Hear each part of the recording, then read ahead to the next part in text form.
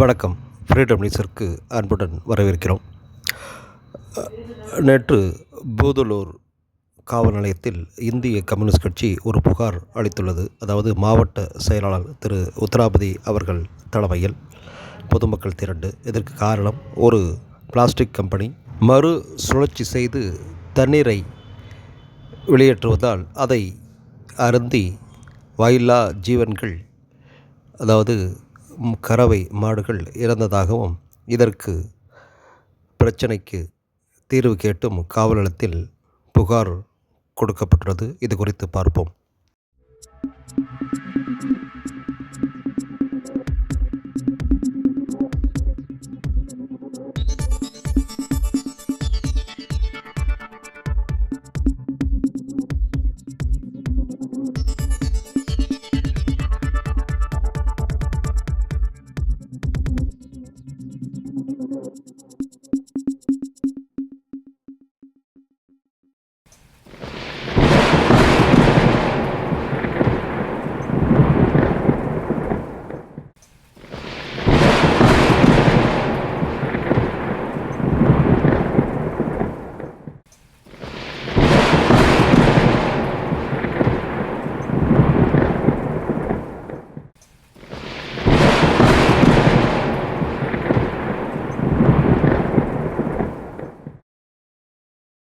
பூதலூர் தாலுகா வெண்டையம்பட்டி கிராமத்தில் இயங்கி வருகிற சோழா எக்கோ பாலிமர்ஸ் என்கிற நிறுவனத்தினுடைய கழிவுகளை முறையாக பாதுகாக்கப்படாமல் திறந்த வெளியிலே விட்டிருப்பதன் காரணமாக அருகிலுள்ள ஆடு மாடுகள் அதனை அருந்துகிற சூழலில் கடந்த 10 நாட்களுக்கு இடைப்பட்ட நேரத்தில் 30க்கும் மேற்பட்ட கால்நடைகள் இறந்திருக்கின்றன.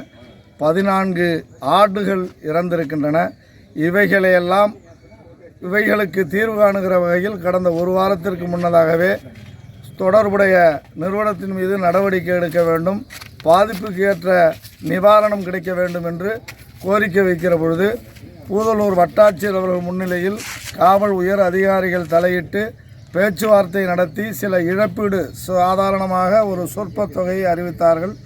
அதையும் ஏற்றுக்கொண்டு நடைமுறைப்படுத்துவார்கள் என்று எண்ணுகிற நேரத்தில் அதனை நடைமுறைப்படுத்தாமல் மேலும் வெந்த புண்ணிலே வேலை பாய்ச்சுவது போல போராட்டம் என்கிற அந்த செய்திக்காக வேண்டிய சாதாரண உழைக்கின்ற பகுதி மக்களுடைய பாதிப்புக்கு நிவாரணம் தேடுகிற எங்களுடைய கட்சி தோழர்கள் மீது வீண் புரளியை ஏற்படுத்துகிற வகையிலும் மன உளைச்சலை ஏற்படுத்துகிற வகையிலும் எதிர் நடவடிக்கை என்ற பெயரிலே போஸ்டர் போட்டு உண்ணாவிரதம் இருப்பதாக சில சமூக விரோத சக்திகள் செயல்படுகின்றன.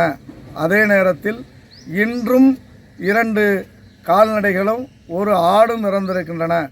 எனவே இதனை பூதலூர் காவல் நிலையத்திற்கு வந்து சம்பந்தப்பட்ட இழப்பீட்டுக்கினுடைய உரிமையாளர்கள் நேரிலே புகார் தெரிவித்திருக்கிறார்கள்.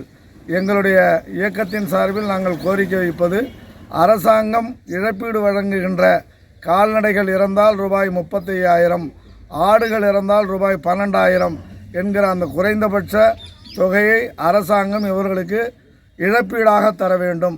மேலும் இந்த பாதிப்புக்குள்ளான சோழா எக்கோ பாலிமர்ஸ் நிறுவனம் தன்னுடைய கட்டமைப்பு வசதிகளை மேம்படுத்தி உயிரினங்கள் கால்நடைகள் இறக்காத சூழலை ஏற்படுத்தி பாதுகாப்பு அம்சத்தோடு அந்த நிறுவனம் நடத்தப்பட வேண்டும் என்கிற கோரிக்கையை நாங்கள் முன்வைக்கிறோம்.